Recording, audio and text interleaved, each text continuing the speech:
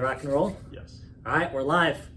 Hey guys, here's another episode of the Not So Fucking Ordinary show where I'm taking the time to interview people who I think are excelling in their area of life, whether that's fitness, the corporate world, entrepreneurship, athletics, etc. And today, I have a super special guest. I mean, this is a guy that, he doesn't know it, but I've been looking up to this guy for several years because that's how long I've known him. But first time I met this guy, I knew that this was a power player and I needed to get close to him and try and understand what makes this guy tick. This is Goran Vejzovic. Say it one more time. Vejzovic. Goran Vejzovic. That's right. There we go. He's an entrepreneur, he's a businessman, and this guy is just always making moves. I can't keep up with this guy. I have the privilege of sitting down with him in his new office here in St. Paul, and I'm gonna pick his brain, figure out what makes him tick. Goran, how we doing, my man? Great. Thanks for having me. All of the accolades and the props, I appreciate it. I didn't realize that was such an impact, but hey, whatever time I can devote to you and others, that's makes everything that I do a lot more fulfilling. So I'm glad you are having me on your podcast. Absolutely, man. Yeah. Glad you're here. I think everyone that's watching and listening online, especially those of you who have been teeter-tottering on whether or not you wanted to start a business, maybe you had this idea and you're on the crossroads of life trying to decide whether or not you should do it. I think you're going to get a lot of value from today's conversation with Goran. And on the other side of that, maybe you are a current business person and you're hitting a plateau. I think what we're going to unravel here today with Goran is going to bring some context, bring some advice into your current entrepreneurial situation. So with that said, Goran, I want to first start from day one, little Goran. I want to hear your origin story. Where are you from? Where were you born? Where did you grow up? And then we'll go from there and I'll ask questions along the way. Sound good? Yeah, that sounds good. It might be a little bit of a long story, but I'm going to try to condense it in a short amount of time. So I was born in Bosnia and Herzegovina, which is in Eastern Europe. In '83. Okay. Not as young as I once used to be, but that's pretty much where I grew up and where I was up until 9 years old or so, at which point we went to Croatia, which is a neighboring country, me and my family. Okay. And we spent a couple of years there. And after that, we ended up immigrating to the United States. And the first stop was Minnesota, and this is kind of where I am now, and that was 25 years ago. Okay. Yeah. Nice. So I gotta ask, soccer family? Oh, huge. Yeah, I had to ask. I used to play soccer. My dad used to play soccer. He watches every single game. Obviously, all the tournaments in Europe are just around the clock. I have a favorite team, Juventus, There of you course. go. Good choice. Right. But yeah, no, I love it. I watch it.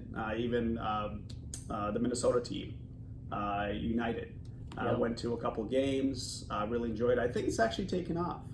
Absolutely. I just went to my first game at, the new stadium here, not too far from here, 2 weekends ago. Yeah. Blown away. No, I was amazed. The stadium is fantastic. The build quality, the amount of seats they have, the location, it really is great. So I'm glad people are enjoying it as much as people in other countries, because it is the world's sport. Exactly. So yeah, I agree with you. It's been fun to watch that take off. But let's pivot back. So you immigrate over to the U.S. I want to know how long what did you want to be when you were a kid? Did you know you wanted to be a business person, or how did you fall into becoming a businessman? Because I feel like some people say they were born an entrepreneur and they have the lemonade stand, classic Gary Vee stuff, which is great. I agree with it. But then sometimes people just stumble upon it and they find out that they're really good at it. I think maybe most likely I'm a product of kind of the circumstance and my environment. Okay. So I would like to say that, I was born an entrepreneur, but ever since I could remember, I don't know, when I was like 7 or 8, a lot of things that I did in my daily life kind of led me to where I am today. Sure. And at 9 years old, for most people that don't know, the reason why I immigrated to the United States is because there was a war in Bosnia, and at that young age, I used to work alongside with my father, who had an export-import industry and business. So he kind of showed me the ropes, and then I saw him interacting with other people at a very young age, and I segued that into kind of my own hustle. And I had all these different hustles in Bosnia or in Croatia as a youngster, 9, 10 years old. I remember I would go in Croatia, you can go up a mountain and get a whole bunch of olives from an olive tree. So that's what I would do, and I would pickle olives and I would sell them on the side of the road. I would go up a mountain and then get a whole bunch of different herbs that I could then put together into teas, and I would sell that. So it started at a very young age as far as just basic commerce, either making something and selling it, or buying it and reselling it. So I always had the knack, and I don't know if that knack was born or was just for me ingesting everything that I was exposed to at such an early age. It just kept building on itself and perpetuating. And then of course when I landed here, I was fortunate enough to work for small business owners. So they showed me a lot. Again, at 12, 13, 14, 15, I was pretty much in school, and then as soon as I get off school, I would go and work for them. What kind of businesses were those? They were auto-related businesses. Okay. One of my mentors, his name is Steve, he owned a junkyard, auto repair shop, and a tire shop. Okay. And he basically owned other real estate, just like duplexes, single-family homes. So when I was done working and at his business, pretty much doing everything that a small business would need, we would then go around and fix up his properties. And then I was all like, hey, why do you have this? And that's when he told me, I was like, well, here's how rental real estate works. So I was like, man. And you're what, 14, 15, 16 at this age? So right away, I was kind of pretty much just replicating what he was doing. At that time, I couldn't buy my own piece of real estate, so I just focused on working in order to get some money in order to buy my first piece of real estate. So being exposed to that type of environment and entrepreneurs and different mentors at such an early age, I think gave me a head start. And that's kind of what I try to do right now too, is pay forward and meet with other people like yourself, even people that are just in high school or getting out of high school, and show them the ropes to see if this is maybe what they want to do. Because a lot of people just are not 100% on what they actually want to do in life when they're 15, 16, 17. But I knew that I just wanted to be a businessman, but what exactly I was going to do, I didn't know. All I did know was that I wanted to do whatever I wanted. Okay, I like that. That's incredible. I always reflect and compare things to kind of athletics and sports because I grew up an athlete. And so I feel like most kids, either guy or girl, they grow up in usually playing a sport. And they go through elementary, then junior high, high school, and then college.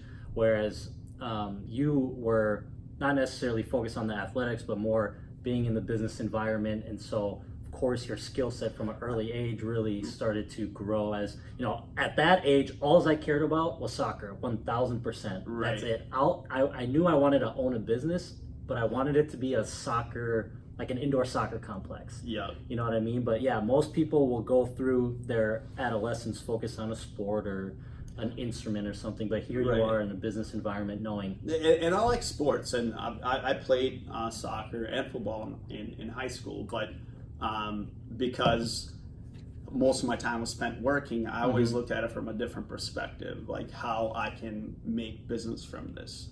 So if I'm, hey, who's supplying the football jerseys? Maybe I can be the supplier of the football jerseys, and same with soccer stuff. So my mind would always work in that type of fashion, which is completely different than most people that age. I would still go play the game, but then I'm like, I hope I can sell both teams some product, right? That's amazing. I can picture that too. And that's kind of where my focus was. I didn't have aspirations to be like a professional whatever player. I really wanted to be the owner that's writing the player the check, because I understood, like, hey, player, it's a finite amount of time. You have this liability, exposure of injury, who knows what else.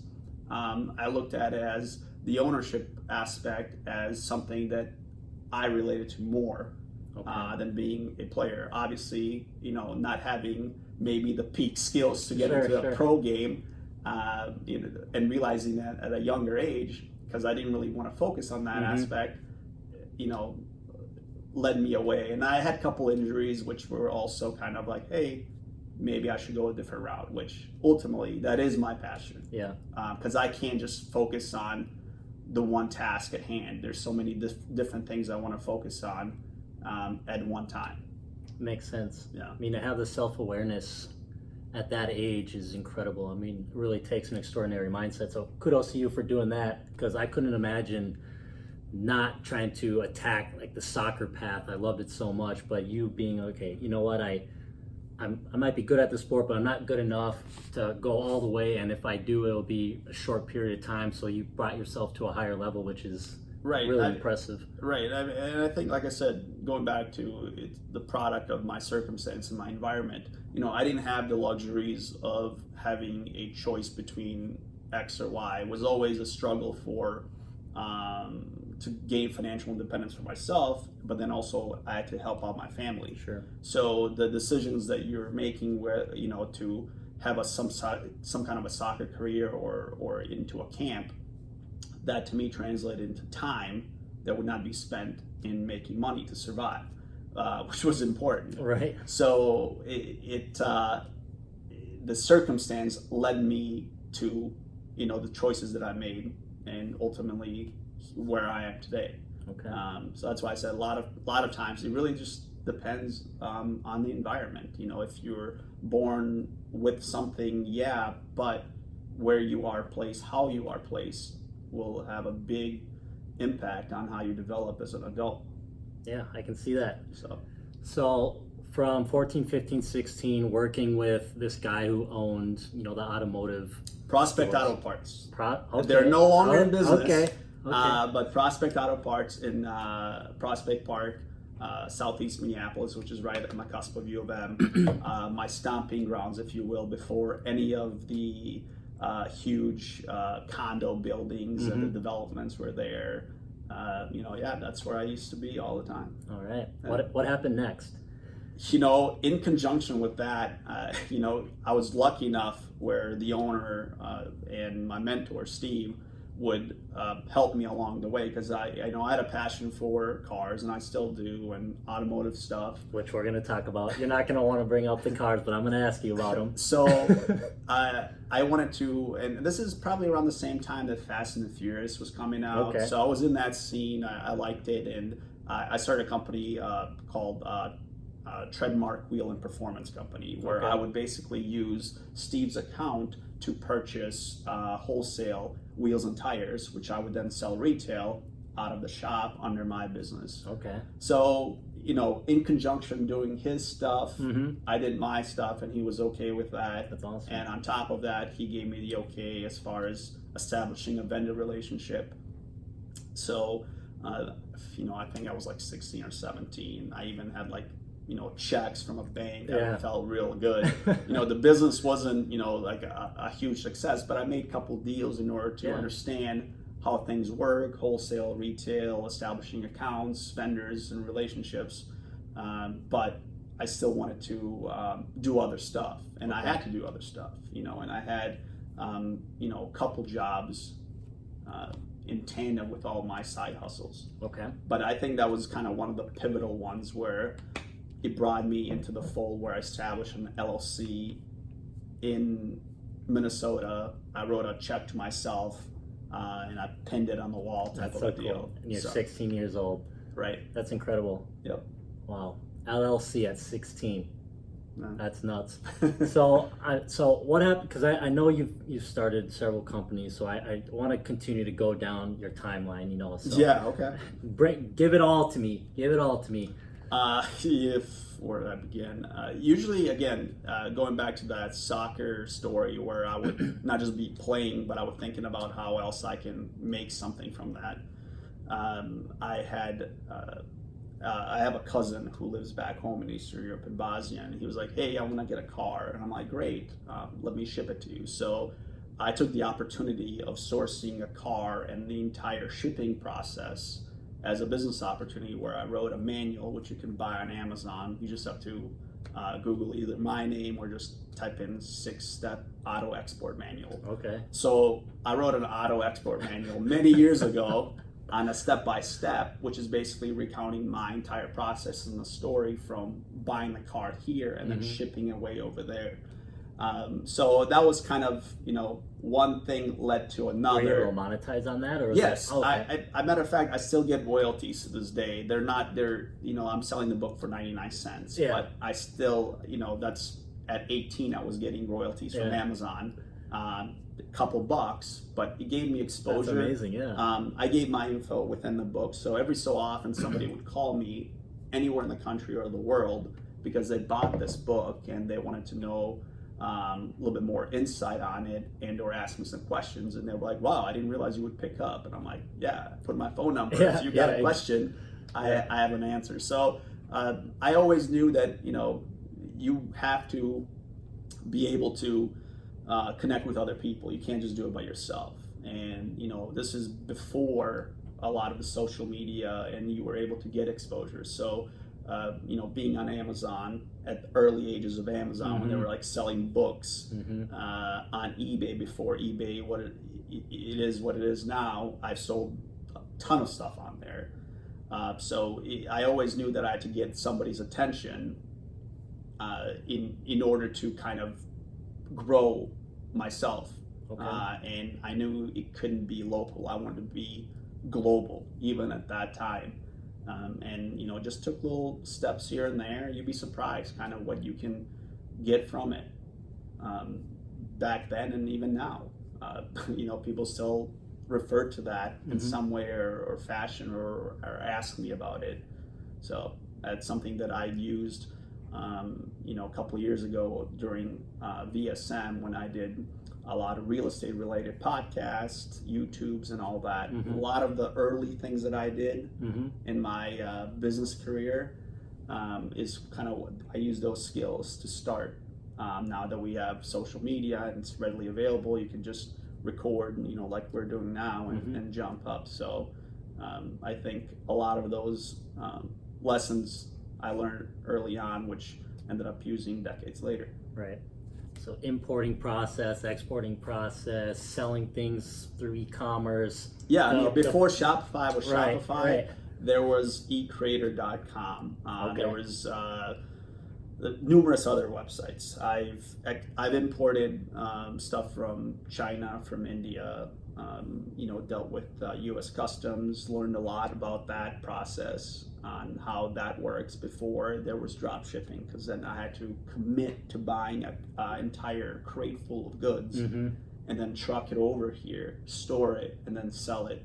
Through Craigslist or whatever other platform. So again, those were, I took a lot of, losses, but I did have some wins. But most of all, I got a lot of good real world knowledge when it comes to really just buying and selling and how global trade works. So tell me how you got into, just gonna segue a little bit, tell me how you got into real estate. No, yeah, I mean, like I said, it was always on my mind. I just needed to have some money for me to be able to invest. So were you, throughout all these different side hustles and endeavors, as you're in the auto parts here, you're in the exporting over here, e-commerce over here, are you essentially trying to get revenue, stash it aside so one day you can then invest in real estate? Was that the goal at the time, was to be able to? Okay. Yeah, I mean, there were some roadblocks and bumps along the way where I would stack some money and then I would have another bright idea, and that bright idea just took all my money and nothing came of it, right? So in conjunction to all of my entrepreneurial hustles, I had regular jobs, right? And I used to work for T-Mobile, I used to work for Best Buy Corporate, I used to work for Thomson Reuters. So I always had a good base, and I just put in the overtime either before, sometimes during, and then a lot of times after my regular gig was over in order to get all these other things happening. I had mall kiosks, but I also worked for someone else in the mall. Right. So, because I'm like, well, I can operate these businesses while I'm operating this other business and somebody else is paying me. Yeah, smart. So yeah, I mean, it's probably at, I think 20 or 21, an opportunity presented itself, and this is when you know, the real estate market, anyone could pretty much get a loan, right? And you know, anyone was me. I got a very crappy loan and a mortgage. Some people may remember they were called adjustable rate mortgages, where basically if something happened within the interest market, you could adjust or up and down, and then that would fluctuate your payment. And this is where a lot of people got caught off guard, and this is why we had the whole fallout to 2006, 7, 8, 9 of the real estate market. So my first crack at real estate was the worst real estate deal to date, but it was also the catalyst that led me to all of the real estate deals that I currently am in or was a part in. And I, to this day, I still have that piece of real estate. And to give you some context, I bought this piece of real estate, a townhouse, and it's been 13, 14 years. I bought it for $205,000, and just now it's probably worth $225,000. Oh, good for you. So there's not much profit there if you really kind of look at it. However, I had the time, and that's what most people didn't realize at that age, because you know, I'm 20, a decade, I'll still be 30, and I'll be okay. Right. And I say good for you because you've been able to hold on to it. Right. Not necessarily good for you because of the profit margin, but good for you for being in a position to be able to hold on to it, where most people would have to, you know, do anything they can to get out of that type of a situation. Right. So, and even in that piece of real estate, while I didn't make much money when it comes to appreciation in the first decade or so, I was able to lease that property out for very many years, where essentially all of the rental payments were paying off my mortgage. So, you know, I've shaved 15 years almost off a mortgage, and my cash outlay in that deal has been, you know, very minimal. Right. So it's irrelevant to me what the worth of the property is right now, because a substantial amount of that was knocked down. So even at the worst time that you could buy a piece of real estate, you could still make it work if you have the time. Right. And that's why I think that's the most important asset. It's not the money, it's how much time you have to make things happen. And when you say time, you're not necessarily saying time invested into the property, more so time to hold the property. For you to be alive, right? Yep. You know, if you buy a bunch of real estate in 20 and you can wait till you're 50, there's a lot of mistakes that you can make, and you will be just fine. So you will definitely want to buy early. You want to buy as much as possible. Okay. And that's how I looked at it when I was 20. I bought anything and everything I could get my hands on because I was waiting for the time factor to kick in. Sometimes I bought okay. Sometimes I bought, you know, not so good. But I really just stuck to that old adage of when the best time to plant a tree is, right? It's 20 years ago. The second best time is today. Right. So that's how I approach real estate now and other businesses too. I like that. Within your real estate portfolio, is it primarily townhomes and single-family homes, or do you have commercial and a mixture of? Yeah, so that's a good question. I have a stake in a couple of different portfolios, and some of the real estate portfolios are comprised of single-family homes. Some are comprised of condos, townhouses, etc. Some are comprised of commercial and mixed-use properties. So you have residential with businesses. The property that we're in right now is an office building that we bought 2 months ago, and this is also where our office is at the garden level. But we have tenants upstairs, so it really just depends. I started at houses and condos, something small, but eventually you move up to bigger things, and it's just a learning process where now most of my focus when it comes to real estate is looking into properties that are commercial, and it could be commercial residential, where you have multiple buildings, or it could be true commercial, like a retail shopping center or a mixed use business building like this is. Yeah. So when you're going into a deal, are you trying to, is one of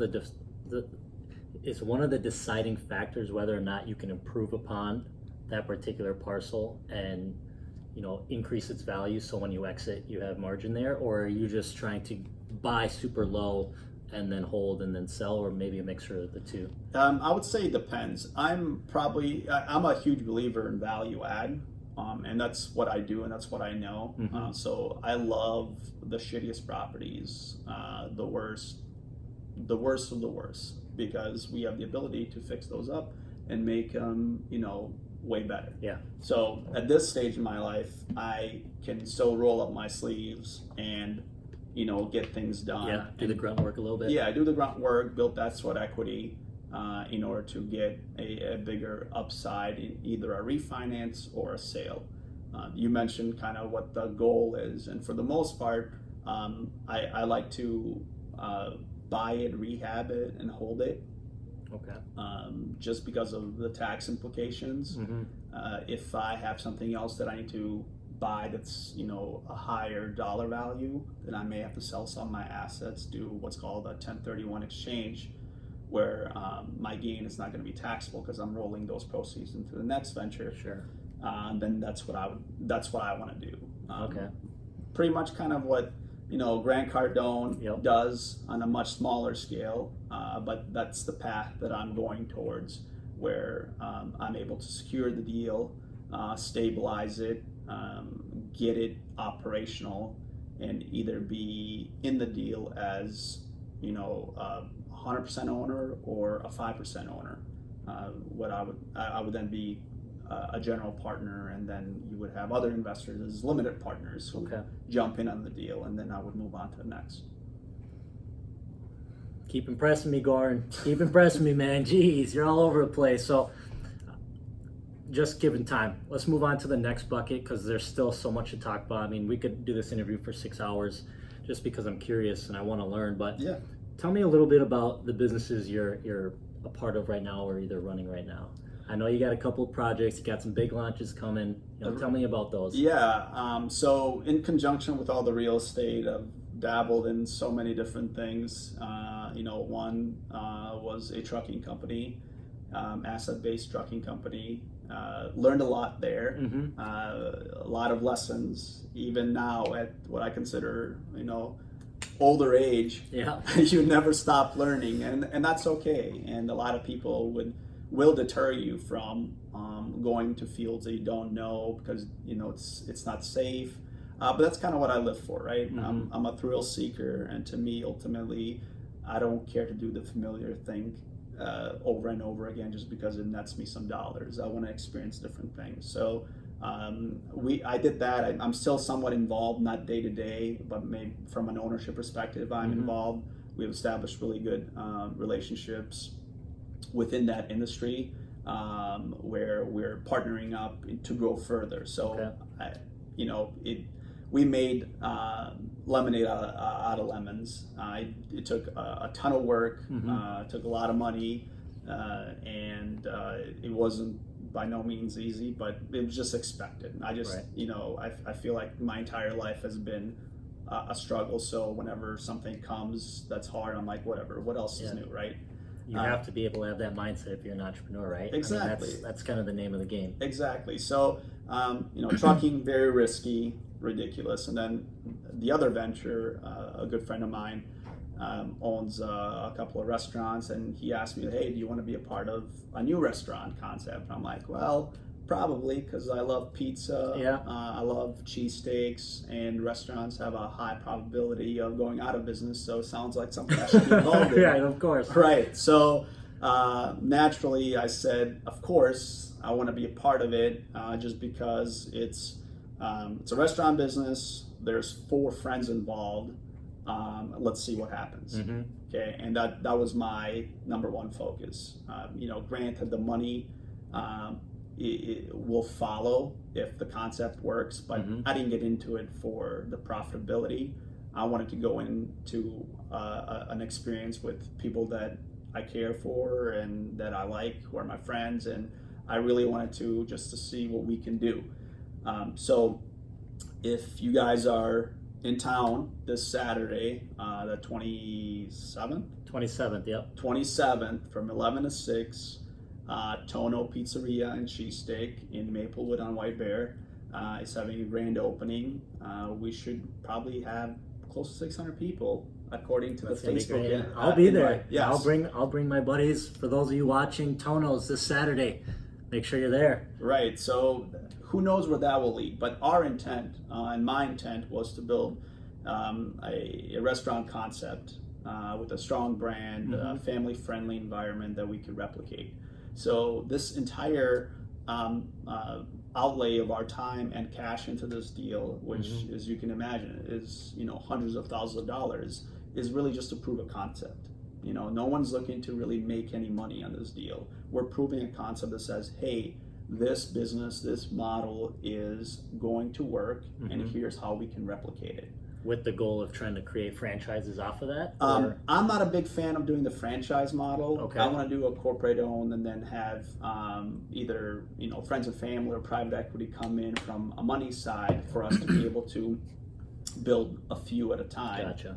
Especially that my business partner Dario was the GC. We've really fine-tuned the time it takes and the price and the cost of building out this restaurant. So now we have those parameters and we can replicate them. We just need about 12 months worth of financials for us to be able to get into the open market and say, okay, we're gonna do 5 every year for the next 3 to 4 years.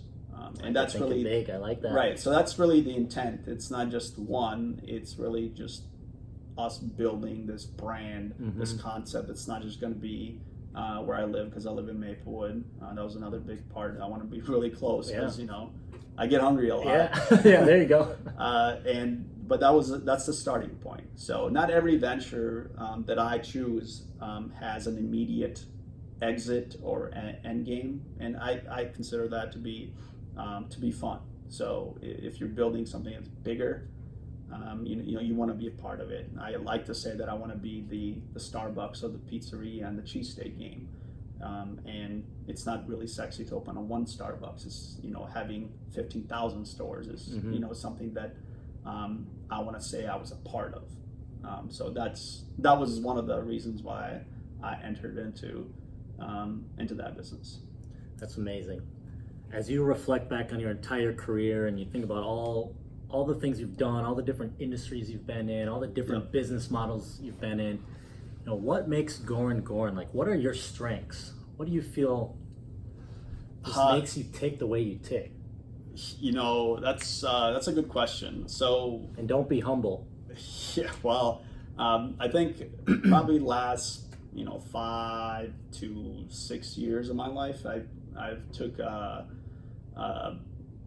bigger interest in myself, not from a selfish or some kind of egotistical perspective, but really just to understand who I am, what makes me tick, and how I can improve upon, mentally, physically, however. So a lot of my time has been spent reading and listening, researching, learning constantly. So in the morning, every morning, I make a point to ingest new information and build on top of that. And that's been, I think, tremendous for me, not having, a college degree of any sort. I really look at education as a pivotal point or a pivotal item in anyone's, tool belt to get anywhere. It doesn't have to be I just want to get educated to have a business to make money, but you can be educated and just learn to be happy, right? So that's been a core focus of mine, is to really understanding myself and what makes me happy, and build on that, because I want to have the best quality of life while I'm still alive. And that is kind of what makes me tick, is really truly understanding what I want and what I don't want, and pursuing what I want no matter what somebody else says. And typically, in pursuit of business things, people will say, well, why are you in this? That's not your core focus. And I'm like, that's great. My core focus is not having just a large bank account. My core focus is the experience that I have building something that I consider valuable or that I consider to have purpose, and then bringing others along, for the ride to contribute to that, not just to be, hanging around, but really to have a positive impact and hopefully share that same purpose, which I think a lot of people that we have within our organizations, they really do believe in the purpose and they build and contribute to that. I may start, having 10% of something, but then the other people add, the 90% of that purpose. So that makes everything that much more enjoyable. Having to get up early and leave late suddenly doesn't seem like a chore anymore. It just feels right. So building on that feeling constantly is something that I covet the most. It's not the things, not the items. It's really just having that feeling of not having some kind of a regret or the feeling that you wake up in the morning of, oh, I got to do this again, right? So when I eliminated that, not saying that I 100% eliminated, but for the most part, I'm able to not have that feeling. I consider that, great success. So that feeling is what makes me tick. In a time where entrepreneurship is so cool, obviously it's a massive buzzword. Yeah. Business women, businessmen, they all want to start their own companies. What advice would you give to someone who has that idea and they either don't know how to start or they're teeter-tottering whether or not it's worth it because they fear the risk? I say do it for the right reasons, right? Don't do it because you saw somebody, flash a watch, car, money on Instagram or Facebook. Do it because you want to do it. And this goes back to, people are doing things, but they don't even know who they are. So know yourself, figure yourself out first. Don't try to peddle some, product from China on, your Instagram or whatnot, just to do it. And that's not really who you are, right? And figure out what makes you tick. So I think if you are in the realm of wanting to start a business or being an entrepreneur, be your own boss, that's fantastic, right? And you want to try it. And if it doesn't work out, that's okay. It doesn't matter. The 100 things that I did, 99 didn't work out. But I understood that, and that's what I wanted to accomplish. I wanted to get all of those failures under my belt for me to be able to get one success. So if you know of, who you are and what you want to do, and that is, working in a bigger company, that's okay. It doesn't mean that that's somehow looked at as less favorable as being an entrepreneur or having your own business. A lot of times, maybe the thing that you're more passionate about, spending time with your family, being outdoors, hiking, climbing, maybe that lifestyle is more conducive if you have a career that's corporate based, where you're able to afford, that time necessary to enjoy those things. So I would say search within you and within yourself of what you really want to do, and let that be, the thing that drives you. Don't focus on what's expected of you or what you think other people want to see of you, and then just follow that. And speaking of that, my title on my Instagram handle was entrepreneur. So because of that buzzword, I'm like, oh, it's so overused. Because before, in my time, when I said that, it meant like you were unemployed, and it was pretty bad. So finally, the word was like, oh, it's kind of cool, you know. Yep. I just changed it to say businessman. And artist. Okay. So I think for myself, being a businessman doesn't mean that I can't be creative. That doesn't mean that I can't be dynamic, right? So one of the things that most people don't know is I consider myself an artist, and that's my other dynamic self to the deals that I do in business. You can see that in the restaurant, for example, the designing of the restaurant, the logo, in numerous businesses that I'm in, I'll put my 2 cents, because I truly do care the way things that I have in my head and how I materialize those things in the physical world, which is why another reason why I love real estate, because you can express yourself into something that's like, wow, I designed that home, or I designed that building, and this little piece was something I thought about a lot. I told you that I have a Zen room or Zen space. I had that Zen space in my head, and I created the Zen space in our office, where it's unconventional office furniture and materials, but doesn't matter, because that works for me. Yeah. So I love that. It's fantastic, man. I want to wrap up with just a few more things. This next question is going to be kind of a fun question. It might make you uncomfortable. That's all right. That's all right. It's a podcast. Yes. Gotta roll with it. Yeah. Tell me about your cars over the years. I've had a lot of different cars over the years. And as you know, I don't like to really discuss a lot of different things when it comes to materialism, because I don't want to be perceived in one way, especially if you don't know me.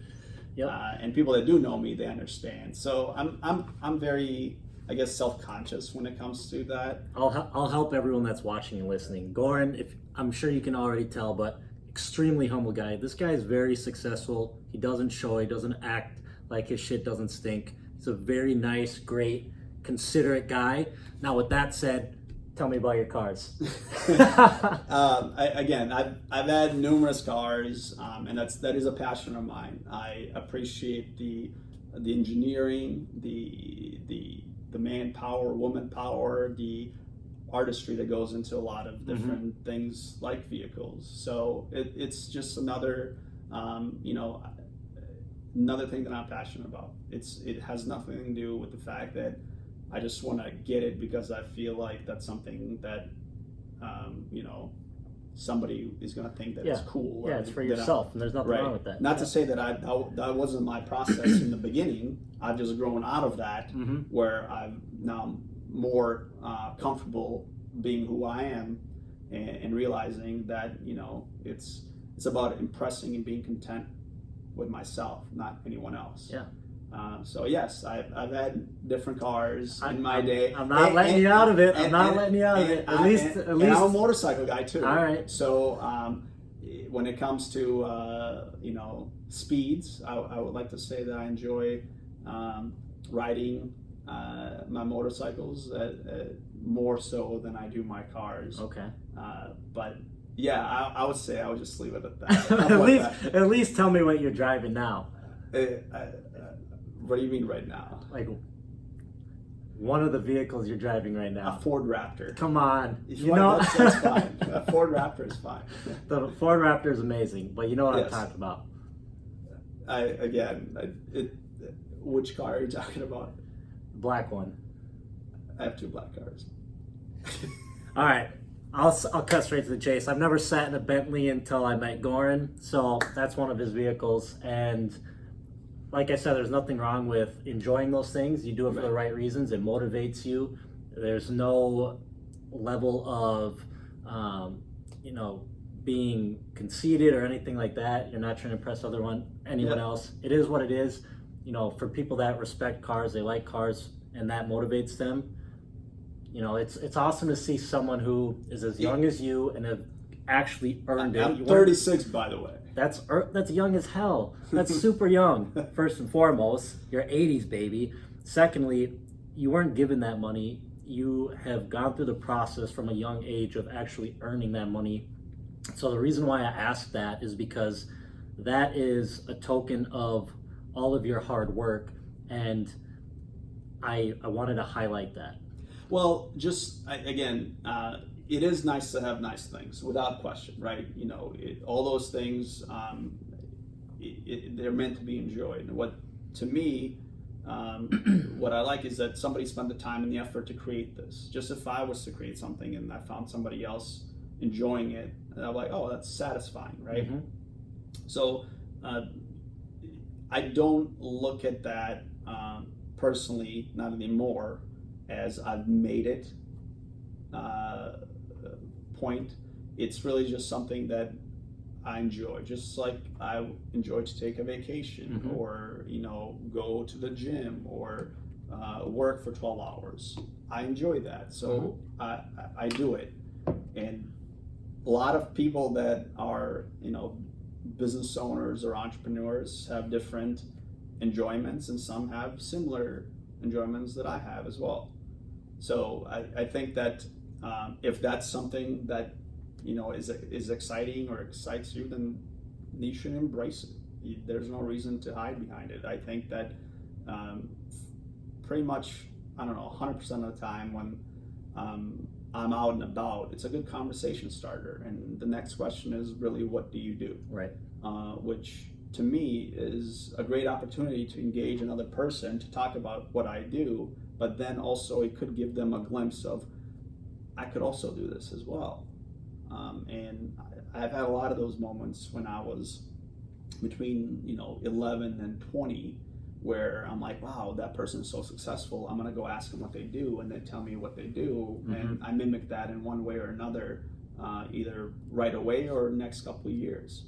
So it really is important to have the dialogue and conversation, especially with younger people, about the different opportunities, because if they're not aware of them, they're just gonna, maybe end up being stuck in the same cycle that maybe their parents are in. So I'm 100% fine with sharing those stories one-on-one or in groups or whatnot as a motivational tool. So that's really how I look at it, where it's a great starting point to have a good discussion and hopefully inspire somebody to take a leap. Such a fantastic perspective. This is why I had him on the show. Extraordinary mind right here. I love that. Well, let's wrap it up. Tono's this Saturday, grand opening. Remind them again of the location. 3088 White Bear Avenue. TonoMN.com is the website. It is on Facebook, obviously on Google. If you follow me, or if we're friends on Facebook or Instagram, I have it posted all over. Okay. If for some reason you don't, you can call my cell phone, 612-242-5518, and I'll give you all the details, because if you do want to come, I'll give you the directions, and because I really do care about the restaurant, and if I can help sell one pizza or a cheesesteak any way I can, then I'm all for it. There you go, guys. Direct access right there. Find him, either text him, find him on Instagram, Facebook, and he'll let you know where the Tono's grand opening is. All right? All right. Sounds good, Goran. I appreciate it. Thanks for having me. It's a real pleasure.